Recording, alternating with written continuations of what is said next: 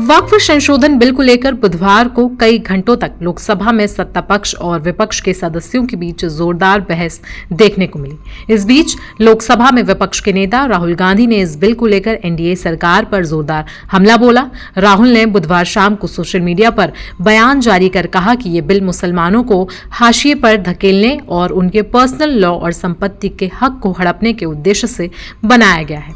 राहुल ने कहा कि आरएसएस, बीजेपी और इनके सहयोगियों द्वारा आज मुसलमानों को निशाना बनाकर संविधान पर हमला किया गया है, लेकिन वे भविष्य में अन्य समुदायों को भी निशाना बना सकते हैं।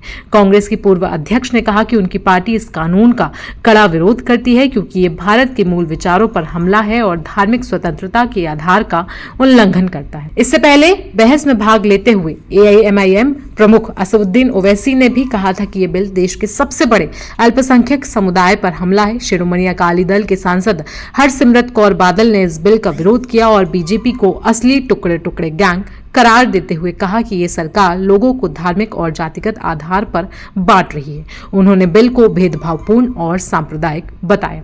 इस बीच विपक्ष के बाकी सांसदों ने बिल को लेकर क्या कुछ टिप्पणी की है, चलिए आपको वो सुनवाते हैं। This bill is because they are having numbers. That is the reason the bill has been passed. The bill is totally unconstitutional. The bill will certainly be challenged, and it is unconstitutional. Muslim के लिए this is dangerous for the Muslim community. मुस्लिम का vote Hindu मुस्लिम करके देश के विभाजन करके ये लोग रख दिया। ये अभी इसका बहुत पेमेंट करना होगा बीजेपी को। देखिए, हमने अपनी बात रखी, बहुत सारे साथी अपने जमीर की आवाज को नहीं सुन पाए, इसलिए बिल पास हो गया। लेकिन हम इस लड़ाई को दुकान छोड़ेंगे, हम लोग सड़कों पर इसको लड़ेंगे। जैसे हमने किसान आंदोलन लड़ा था, उसी तरह से हम लोग सड़कों पर लड़ेंगे और जब तक लड़ते रहेंगे जब तक जो है किसान आंदोलन ये बिल भी सरकार वापस नहीं देती। लेकिन ये लड़ाई क्यों, जब सरकार लगातार यही कह रही है कि हम ये इसमें मुसलमानों का कहीं भी अहित नहीं है, विपक्ष नैरेटिव सेट करना चाहता है कि हम जब नोटबंदी की गई थी तब भी यही कहा गया था, इससे लोगों का भला होगा। जब किसान बिल आए थे कानून में तब भी यही कहा गया था, हमेशा यही कहा जाता, लेकिन उसका परिणाम बाद में पता लगता है। मैं आज आपको कह रहा हूँ 4-6 महीनों में हमें पता लग जाएगा कि सरकार का एजेंडा क्या है। इसलिए क्योंकि बिल कॉन्स्टिट्यूशन के अगेंस्ट में है, संविधान विरोधी, इसलिए हम लोग और मुसलमानों के खिलाफ है। इसलिए फिर भी हम अपनी बात को सड़क पर जाकर रखेंगे। आज हमने पार्लियामेंट में रखी है, अब हम सड़क पर जाकर अपनी बात जनता के बीच में आज ही मतलब अगर राज्यसभा में हो जाएगा, डिस्कशन होगा इस पूरे विषय पर, उस पर क्या कुछ कहेंगे? देखिए, राज्यसभा के लिए मैं कुछ नहीं कह सकता, मैं लोकसभा में हूँ, मगर मैं फिर आपसे कह रहा हूँ ये अब जनता को के बीच में जाकर उनको जागरूक करें किस तरह सरकार उनके हितों पर डाका डालने काम करे। Yes, it was passed by 288 to 232, and I think when you saw what the numbers were in the 17th Lok Sabha, where bills would pass by 300 and 119, you see there is only a 50 vote vote gap here, and you realize just how unpopular and how against the public mandate this bill is.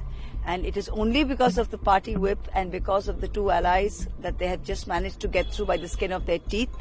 272 is majority, they've got 288, and that's really close. You saw all the points that have come up, and frankly, it's a very dark day in India's secular democracy, where this government, by sheer brute force, has brought about a bill which is so patently unfair and so patently against the fundamental rights of Article 25, Article 26, and basically there are 3 or 4 clauses in the amendment. One is that you have to say that you are practicing Islam for 5 years. Now, I'm a Hindu Brahmin, a woman. How do I prove that I'm a practicing Hindu Brahmin? How do you do it? How do you ask one person or one faith to prove that they're 5? The second, they say that only if you're a Muslim of 5 years can you donate something. In my constituency, for example, when a Muslim did not have a graveyard or did not have land, there were rich Hindu landowners, zamindars, who have donated land for Muslim graveyards, for masjids, for all of this. So is that all going to be declared null and void? बता दें कि वक्फ संशोधन bill Lok Sabha में देर रात को पास हो गया और आज ये बिल राज्यसभा में पेश होने वाला है। तो वक्फ संशोधन बिल पर आपकी राय क्या है, हमें आप कमेंट सेक्शन में जरूर बताएं। साथ ही साथ देश दुनिया की बाकी खबरों के लिए आप बने रहें जनसत्ता के साथ।